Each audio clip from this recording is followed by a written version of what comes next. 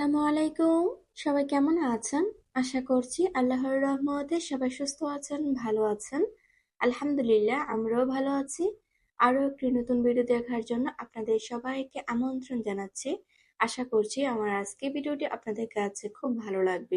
Video শুরুতে সবার কাছে একটা লাইক দিয়ে নিচ্ছি। প্লিজ একটা লাইক দিয়ে পুরো ভিডিওটা কন্টিনিউ করবেন। আজকে ভিডিওটি আমি সকাল থেকে স্টার্ট করেছি। সকালবেলা কোন কোন কাজগুলো করলে আপনি রিল্যাক্সের কাজগুলো করে নিতে পারবেন সেগুলো আপনাদের সাথে আজ শেয়ার করব। এখন যেহেতু রমজান মাস, পবিত্র মাহে রমজান মাসে কিন্তু আমরা বেশি বেশি করে ইবাদত করে থাকি। তো সকালবেলা অনেকেই ইবাদত করা হচ্ছে ঘুমিয়ে থাকি। তো কিছুক্ষণ না ঘুমিয়ে যদি আমরা সকাল থেকে কিছু কাজ করে নিতে পারি তাহলে কিন্তু দুপুরে কিছুক্ষণ আমল করা যায়। রমজান আসার পর থেকে আমি যে যে কাজগুলো প্রতিদিনই করে থাকি, সেহরি খাবার শেষ করে কিন্তু যত প্লেট বাটি আছে পুরো কিচেনটাকে ক্লিন করে নিই। যদি সেহরি টাইমে পুরো কিচেনটা ক্লিন করা যায় তাহলে মনে হয় সারাদিন আর কিচেনের কাজগুলো করতে হয় না। কারণ আমরা ইফতারের পর অনেক প্লেট বাটি জমে যায়, সেগুলোকে সাথে সাথে ক্লিন করে নিই। বা সেহরি রান্নার শেষেও কিন্তু খাওয়া দাওয়া শেষ করে অনেক প্লেট বাটি জমে যায়। এগুলো যদি জমিয়ে রেখে দেওয়া যায় তাহলে কিন্তু এগুলোর মধ্যে অনেকটাই হলুদ ভাব চলে আসে বা তেল কাজটা পড়ে যায়। তাই হচ্ছে সাথে সাথে যদি ধুয়ে নেওয়া যাও তার এটার প্যারাটা কিন্তু থাকে না মাথার মধ্যে। তো পরে রিল্যাক্সে ঘরের কাজগুলো আস্তে ধীরে করে নেওয়া যায়। এখন যেহেতু রমজান মাস, সকালবেলা কিন্তু আমাদের রান্না থাকে না। তো সেই রান্না না থাকার কারণে কিন্তু ঘরের প্রত্যেকটা ফার্নিচার মুছে রাখতে পারি বা যেখানে ময়লা আছে সেগুলো জায়গাগুলো পরিষ্কার করে রাখতে পারি। তাই আমি সবসময় চেষ্টা করি সকালবেলা ঘুম থেকে উঠে যতগুলো ফার্নিচার আছে সবগুলো একটু একটু করে মুছে নিতে। রমজান মাসে কাজগুলো সহজেই গুছিয়ে করতে হলে একটু পরিকল্পনা আর স্মার্ট রুটিন খুব কাজে দেয়। প্রথমত হচ্ছে আগেই পরিকল্পনা করুন প্রতিদিন কি রান্না করবেন, কি কি বাজার লাগবে একটা সাপ্তাহিক তালিকা করে রাখুন, এতে প্রতিদিনের চিন্তা কমে যাবে। ইফতার ও সেহরিতে খুব বেশি আইটেম না করে 2 থেকে 3টা পুষ্টিকর খাবার রাখলেই কিন্তু কম আইটেমের মধ্যে কিন্তু আমাদের ঝামেলাটা অনেকটা কম হয়। রমজান মাসে সকাল থেকে একটু প্রিপারেশন করে রাখলে তাহলে দেখবেন আপনার ইফতারের টাইমে কিন্তু তেমন একটা ঝামেলা লাগে না। যেমন সবজি কাটা বা বুট ভিজিয়ে রাখা, বেসন ভিজিয়ে রাখা, এই কাজগুলো করে নিলে কিন্তু ইফতারের সময় আর দৌড়াদৌড়ি কম হবে। সময়টাকেও ভাগ করে নিতে হবে, দিনটাকেও ভাগ করে নিতে হবে। ফজরের উপর হালকা কিছু কাজ করা, দুপুরে বিশ্রাম করা, বিকেলে রান্না করা, এতে দেখবেন শরীরে কম ক্লান্তি হবে আর রিল্যাক্সে কিন্তু কাজগুলো করে নেওয়া যাবে। আপনার পরিবারে যদি সদস্য বেশি হয়ে থাকে তাহলে ছোট ছোট কাজগুলো কিন্তু ভাগ করে দিবেন, এতে করে দেখবেন আপনারও বেশি পরিশ্রম হবে না বা সবাই একটু একটু করে করে নিলে কাজগুলো খুব সহজে হয়ে যাবে। রমজান মাসে সবচেয়ে গুরুত্বপূর্ণ যে কাজটা আমরা একটু বেশি করে থাকি, পুরো কিচেনটাকে গুছিয়ে রাখা, আমাদের প্রয়োজনীয় জিনিসগুলো হাতের কাছে রাখা। এতে করে দেখা যায় আমাদের কিন্তু কষ্টটা কম হয়ে যায়, কারণ হাতের কাছে জিনিস থাকলে আমরা কাজগুলো খুব সহজে করে নিতে পারি। তাই সবসময় চেষ্টা করবেন যত কিছু প্রয়োজনীয় দরকারি জিনিস আছে সবসময় হাতের কাছে রেখে দিতে। আমরা যে রমজান মাসে ইবাদত করি, ইবাদতের সময় নির্দিষ্ট করার চেষ্টা করবেন। কুরআন তেলাওয়াত বা নফল ইবাদতের জন্য প্রতিদিন নির্দিষ্ট সময় রাখলে ব্যস্ততার মধ্যেও কিন্তু ধারাবাহিকতা থাকবে। নিজের উপরে চাপ কমিয়ে দিবেন, সবকিছু পারফেক্ট ভাবে করতে গিয়ে ক্লান্ত হয়ে পড়বেন না। সহজ ও বরকতময় রমজান মাসেই কিন্তু আমাদের আসল লক্ষ্য। আমার ঘরের একটু একটু করে কাজ করে নিচ্ছি আর এরই মাঝে আপনাদের সাথে এই কথাগুলো শেয়ার করছি। আশা করি আপনাদের ভালো লাগবে। রমজান মাসে সব ইবাদতের সওয়াব বাড়ে, তবে কিছু ইবাদত আছে যেগুলো বেশি গুরুত্বপূর্ণ দিয়ে করলে অনেক বেশি বরকত ও নেকি পাওয়া যায়।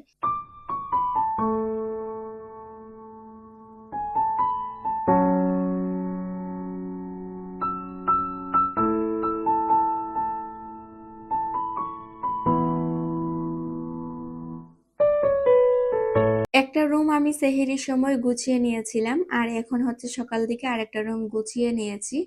এখন আজকে আমার কিচেনে একটু কাজ আছে তাই কিচেনে চলে আসলাম, কিচেনে কিছু ধোয়াপালি কাজ করব। তবে ওই যে প্লেট বাটি সবকিছু ধুয়ে রেখেছিলাম এগুলো একটু জায়গায় জায়গায় রেখে দিচ্ছি। আর বাকি জানালা চুলা এগুলো পরিষ্কার করব। আজকে আর এগুলো সেহরি টাইম করিনি, কারণ এত সকালবেলা এগুলো করতে গেলে আমার অনেক সময় লেগে যাবে। তাই ভাবলাম যে এগুলো সকালবেলা করে নেব। তো এখন যেহেতু রুমের কাজগুলো শেষ হয়ে গিয়েছে, এখন আমি চলে এসেছি কিচেনে কাজগুলো করে নিতে। তো আমি এখানে চুলাটা মেজে নিয়েছি, এখন হচ্ছে একটু মুছে নিচ্ছি ভালো করে। জানালা গ্রিলগুলো আমি মুছে নিয়েছি। রমজানের প্রধান ইবাদতই হলো রোজা। শুধু না খেয়ে থাকা নয়, চোখ, জিহ্বা, মন সবকিছুই কিন্তু গুনাহ থেকে বাঁচিয়ে রোজা রাখা সবচেয়ে গুরুত্বপূর্ণ। কুরআন তেলাওয়াত বেশি করা। রমজান হলো কুরআনের মাস। প্রতিদিন নিয়ম করে তেলাওয়াত করবেন। সম্ভব হলে প্রতিদিন এক পারা করে পড়বেন, না পারলে অল্প হলেও পড়ে নেওয়ার চেষ্টা করবেন। ৫ ওয়াক্ত নামাজ সময়মতো পড়া। ফরজ নামাজের গুরুত্ব সবচেয়ে বেশি, তাই চেষ্টা করবেন তারাবি নামাজ আদায় করা। রমজানের বিশেষ আমল, নিয়মিত তারাবি পড়লে অনেক সওয়াব পাওয়া যায়। বেশি বেশি দোয়া করা। রমজানের দোয়া কবুলের সুযোগ বেশি, বিশেষ করে সময়গুলো ইফতারের আগে, তাহাজ্জুদের সময়, সেজদার সময়। জিকির ও ইস্তেগফার করা। আমরা যে কাজ করি কাজের ফাঁকে ফাঁকে এই জিকিরগুলা করা, কারণ আমাদের মুখ কিন্তু ঠিকই বন্ধ থাকে, হাত না চলতে থাকে। সেই সময় এই জিকিরগুলা করবেন, সুবহানাল্লাহ, আলহামদুলিল্লাহ, আল্লাহু আকবার, আস্তাগফিরুল্লাহ। এগুলো সহজ কিন্তু অনেক সওয়াবের আমল। বলতে বলতে তো আপনাদের সাথে অনেক কিছু বলে ফেললাম, তো চলুন এখন হচ্ছে আপনাদের সাথে কিছু কেনাকাটা শেয়ার করি। এই কেনাকাটাগুলো কিন্তু অনেক আগেই করে রেখেছিলাম, কিন্তু আপনাদের সাথে শেয়ার করতে একদমই ভুলে গিয়েছিলাম। পরে দেখলাম যে না, আমার তো এগুলো শেয়ার করা হয়নি। তো আমার আপুরা আমার শপিং গুলো খুবই পছন্দ করেছিলেন, তাই ভাবলাম এগুলো আপনাদের সাথে শেয়ার করি। এখানে একটা ব্যাগ কিনেছিলাম, আমি আমার ড্রেসের সাথে ম্যাচিং করে কিনতে চেয়েছিলাম, কিন্তু পরে ভাবলাম না, ড্রেস তো আর কিছুদিন পরবো, তারপরে ব্যাগ তো অনেক দিন ব্যবহার করা হয়। তো ড্রেসের সাথে ম্যাচিং না করে কিনে তো আমি আমার পছন্দ অনুযায়ী কিনে নেই। তা আপনাদের কাছে ব্যাগটা কেমন লেগেছে অবশ্যই কমেন্ট করে জানাবেন। আর হ্যাঁ, এই ব্যাগটার প্রাইস হচ্ছে 850 টাকাতে কিনেছি আমি। 850 টাকা পড়েছে। আর এই যে আমি যে এতগুলো শপিং করেছি তা থেকে একটু একটু করে টাকা রেখে তো আমি এই যে এখান থেকে হচ্ছে একটা চাদর কিনেছি। এই বেডশিটটা আমার খুবই ভালো লেগেছিল, তাই হচ্ছে কিনে নিয়েছি। আর আমরা এত এত শপিং করবো, একটা বেডশিট কিনবো না, এটা তো হতেই পারে না। আমার একজন আপু বলেছিল, আপু তোমরা তো সবার জন্য শপিং করেছো, তো ভাইয়ার জন্য তো কিছুই কিনো নেই। তো আমি ভাবলাম সত্যি তো, ভাইয়ার শপিং গুলো কোথায় গেল। তা আসলে এই শপিং গুলো কিন্তু পরে কিনেছি। তা আপনাদের ভাইয়ার জন্য এই যে একটা প্যান্ট কিনেছি আর একটা পাঞ্জাবি কিনেছি। এই পাঞ্জাবিটা না আমার দূর থেকে এতটা ভালো লেগেছিল, তো কি বলবো, তারপরে হচ্ছে চিন্তা ভাবনা না করে কিনে নিয়েছি। এই পাঞ্জাবিটার প্রাইস হচ্ছে, ওনারা বলেছিল যে 2500 টাকা। তো 2500 টাকা যেহেতু বলেছে, আমি আর প্রাইস কত বলবো বলেন তো। তারপর হচ্ছে আমি বলেছি কি 800 টাকা। সে জায়গা থেকে কিন্তু 1000 টাকাটা পাঞ্জাবিটা কিনে নিয়েছি। আর প্যান্টটা নিয়েছি হচ্ছে 700 টাকা দিয়ে। বেডশিটটা প্রাইস পড়েছে হচ্ছে 850 টাকা। এই তো আমার শপিং গুলো আপনাদের সাথে শেয়ার করলাম। আপনাদের কাছে কেমন লেগেছে অবশ্যই কমেন্ট করে জানাবেন।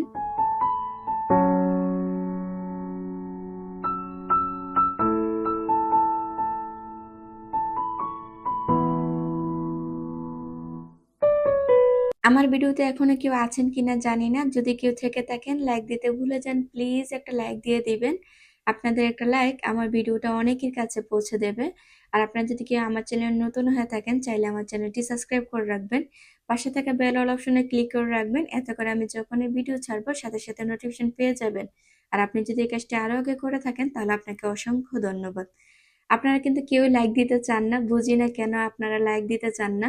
আপনাদের একটা লাইক কিন্তু আমাদের একটা ভিডিওতে অনেক উপকার আসে, তাই আশা করব আমার আপুরা একটা লাইক দিয়ে দিবেন। 2-3 দিন ভিডিওতে ভয়েস না দিলে না কথা বলতে কেমন যেন একটা আনইজি ফিল হয়, মানে কথা বলতে গেলে শুধু বেঁচে যায়। তো আসলে 2 দিন মাঝখান থেকে অনেকটাই ব্যস্ত হয়ে পড়েছিলাম, ওই যে শ্বশুরবাড়ির সবার জন্য শপিং করেছিলাম। তো গতকালই কিন্তু শ্বশুরবাড়িতে চলে গিয়েছিলাম, গিয়ে হচ্ছে সবাইকে শপিং গুলো দিয়ে আসলাম। তো সবাই পেয়ে কিন্তু অনেক খুশি হয়েছে। সেহরির জন্য যে রান্না করব, তো সেই রান্নাটা কিন্তু এখন করে নেব। তো আজকে রান্না করব বেগুন দিয়ে মাছ রান্না করব। বেগুনটাকে ছিলে নিচ্ছি, কারণ হচ্ছে বাচ্চারা এমনিতে বেগুনের চামড়াগুলো ফেলে দেয়, আর চামড়ার সাথে কিন্তু বাচ্চারা অনেক ভাত ফেলে দেয়। তাই আমি সবসময় কি করি, বেগুন এভাবে ছিলে রান্না করি, তাহলে এতে করে খেতেও খুব মজা লাগে। আর বেগুনের চামড়াগুলো ফেলে দিতে চায় না বাচ্চারা, তো বাচ্চারাও খুব মজা করে খায়। তো এখন চলুন কাজ করতে করতে আমি আমার মিষ্টি মিষ্টি আপুদের কিছু কমেন্ট পড়ে নিই। আমি জানি আমার আপুরা ওয়েট করতেছে যে আপুদের কমেন্ট গুলা কখন পড়বো, তাই না? উর্মি আক্তার আইডি থেকে আমার এক মিষ্টি আপু কমেন্ট করেছে, আপু আপনার ভিডিও খুব ভালো লাগে, আমি আর আমার আম্মু দেখি, প্লিজ আপু আমার নামটা নেবেন, আমার নাম মিম। এই তো মিম আপু, তোমার নামটা নিয়েছি, খুব মিষ্টি একটা নাম, মাশাল্লাহ। তোমার জন্য আর আন্টির জন্য মন থেকে অনেক অনেক দোয়া রইলো, আল্লাহ যেন সবসময় তোমাদেরকে ভালো রাখে, সুস্থ রাখে। সানজিদা স্বপ্নের সংসার আইডি থেকে আমার এক মিষ্টি আপু কমেন্ট করেছে, আসসালামু আলাইকুম আপু, লাইক দিয়ে তোমার পুরো ভিডিওটা মনোযোগ সহকারে দেখে নিলাম, তোমার কথাগুলো অনেক ভালো লাগে। থ্যাংক ইউ সো মাচ আমার মিষ্টি আপু, এত সুন্দর করে একটা কমেন্ট করার জন্য তোমাকে অসংখ্য ধন্যবাদ আপু। এই তো বেগুনগুলা কেটে নিয়েছি, দেখতে কিন্তু খুব সুন্দর লাগছে মাশাল্লাহ, তাই না? কিন্তু দেখে কিন্তু বোঝাই যাচ্ছে না যে এগুলা বেগুন। এখানে মাছ ভিজিয়ে রেখেছিলাম, তো মাছগুলো এখন ভালো করে ধুয়ে নেব। আর এগুলো হচ্ছে পাঙ্গাস মাছ, বাচ্চারা খুবই পছন্দ করে পাঙ্গাস মাছ। আমার কাছে কিন্তু একদমই ভালো লাগে না, কারণ শীতের সময় তো খাওয়াই যায় না, এত পরিমাণ তেল পাঙ্গাস মাছে। আর পাঙ্গাস মাছ ভাজার সময় না প্রচুর পরিমাণ তেল পড়ে থাকে। পাঙ্গাস মাছে কিন্তু একটা রগ আছে, এই রগটা যদি তুলে নেওয়া যায় তাহলে কিন্তু এত একটা ফুটে পড়বে না আপনার গায়ের উপরে, কারণ মাছ ভাজার সময় অনেকটা তেল ছিটে কিন্তু আপনার গায়ের উপরে পড়ে থাকে। এই রগটা যদি খুলে নেওয়া যায় তাহলে কিন্তু তেমন একটা ছিটা পড়বে না, খুব সুন্দরভাবে মাছগুলা ভেজে নিতে পারবেন। আর এটা আসলে আপনারা কে কে জানেন অবশ্যই কমেন্টের মাধ্যমে জানাবেন, তারপর আমি আপনাদের সাথে শেয়ার করলাম। আশা করি আপনাদের অনেকটা উপকারে আসবে। এখন হচ্ছে মাছগুলা বেজে নেব, ভাজা শেষ করে দুপুরে আজান পড়ে যাবে, তারপর হচ্ছে গোসল করে নামাজ পড়ে এসে হচ্ছে বাকি কাজগুলো করে নেব। আমার শান্তিনীর আইডি থেকে আমার এক প্রিয় আপু কমেন্ট করেছেন, আজকে প্রথম ভিডিও দেখলাম আপু, খুব ভালো লাগলো ভিডিওটা। আপু বাচ্চাদের জন্য অনেক ভালোবাসা, প্রিয় আপু, পাশে আছি সব সময়। থ্যাংক ইউ সো মাচ আমার মিষ্টি আপু, তোমাকে অসংখ্য ধন্যবাদ এত সুন্দর করে একটা কমেন্ট করার জন্য।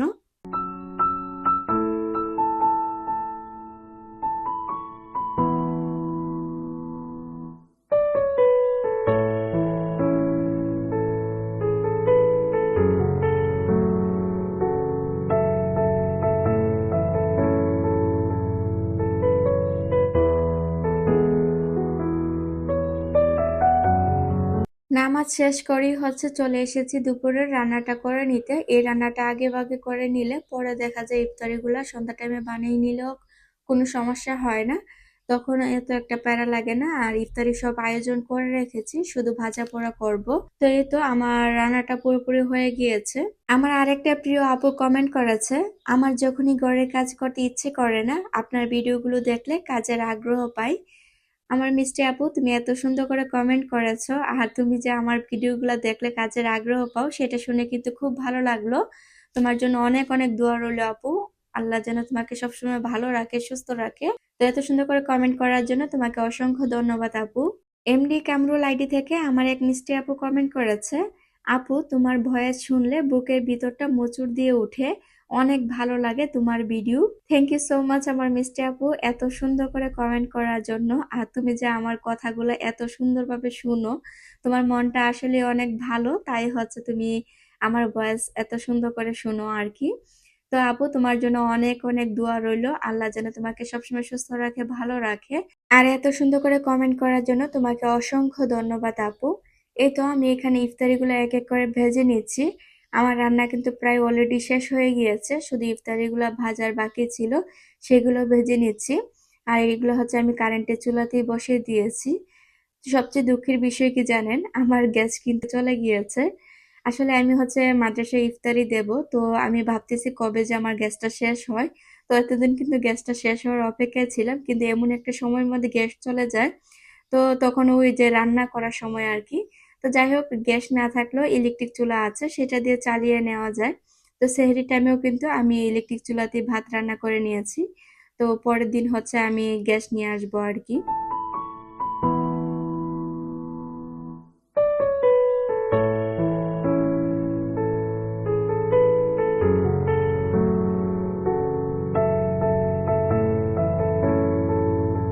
ইফতারিগুলো ভাজা শেষ হয়ে গিয়েছে, আর এখানে তরকারিটাও রান্না করা শেষ হয়ে গিয়েছে। এখন যেহেতু ইফতারের আগ মুহূর্ত, তো এখন হচ্ছে ফল কেটে শরবত বানিয়ে রেখে দেব।